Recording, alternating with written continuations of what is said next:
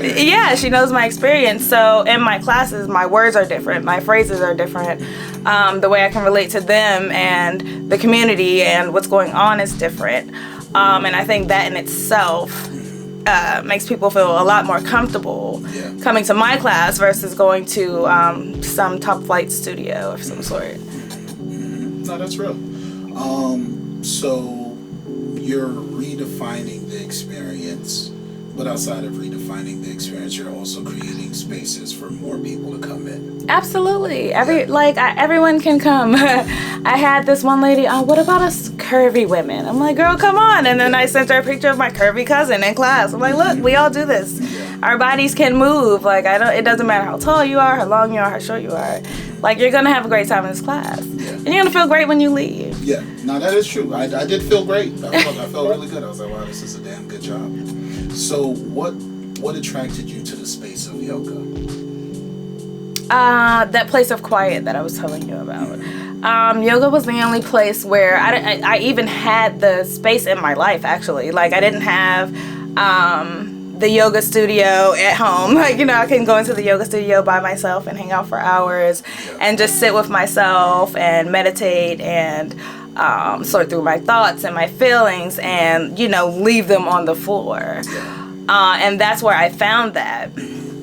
And like I said, I noticed a lot of people like weed. So I'm like, okay, well, I got weed if you come do yoga in my class, And they're like, it's weed there? And I'm like, yeah, And I'm like, bet, I'm going to bring the homie. Okay, it sounds good.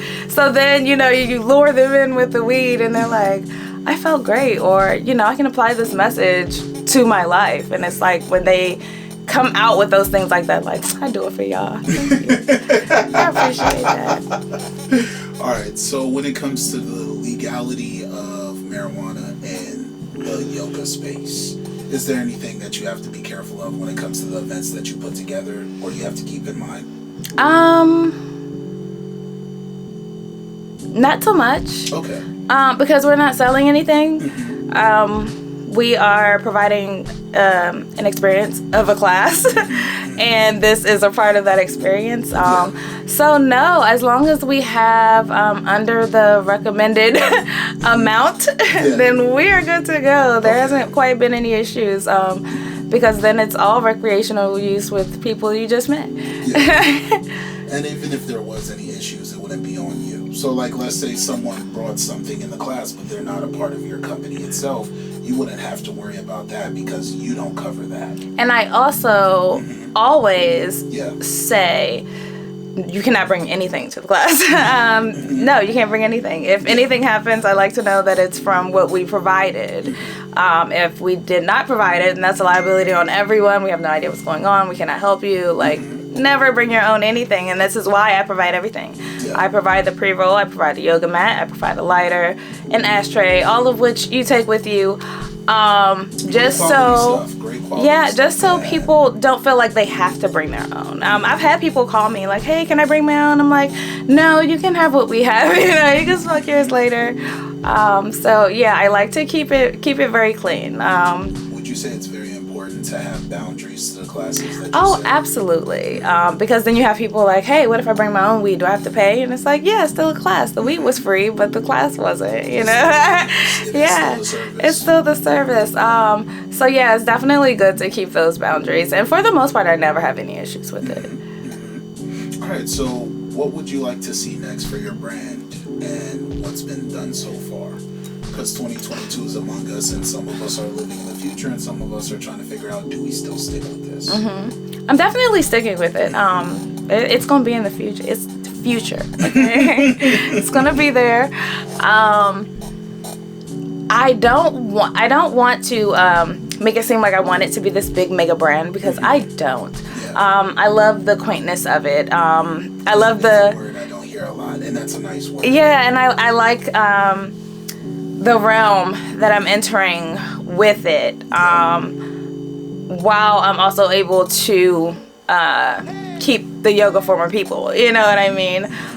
So I would like to expand. However, the rate of expansion is not of concern. Okay, cool. So we've touched on yoga and we've touched on cannabis. So, mental health. What are your feelings on mental health? My feelings on mental health, it is not addressed enough.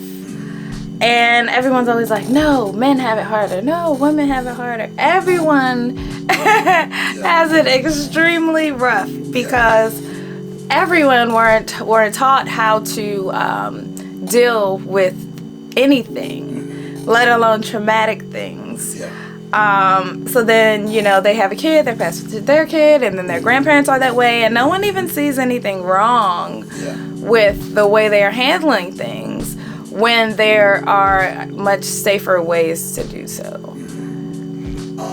I brought you on to a panel that we did in the gym, and I was so happy I got a chance to do that, because with all the work we do with Get Home Safe, it was like mental health, mental health, mental health. Then I looked back at this and I was like, yeah, there gotta be more. like there has to be more. And then we got to incorporate wellness, and I see the position of what we've done as just connecting everybody with the right people. We aren't the solution, but we can either point you in the right direction, and if not that, we can educate you in the meantime. What is the importance of education when it comes to your platform and what you've created from scratch? Excuse me. The importance is, like I said, a lot of people don't handle things very well. And those who do handle things very well, don't really let people in on ways to do it better. So what my biggest impact is having people take a look within themselves. Even if they don't do it in my class, you know, and they go home and they're like, let me just sit in the corner for a second and see what she was talking about. Like, that works for me, because a lot of people live for the outside and don't necessarily take a look inside and be like, okay, is this what I need? Is this going to make me happy, you know, outside of what people are expecting me to do as this person. So I like that, the introspective aspect that I can lend to people, whether they apply it or not, at least they've seen it and they're aware of it. And they're making an effort. Yes. And if anything, they have whomever they were in class with to talk about it, or someone to share it with to see if it works for them. And if we can just keep encouraging people to look within and better themselves, then there will be more far better people in this world than there are now.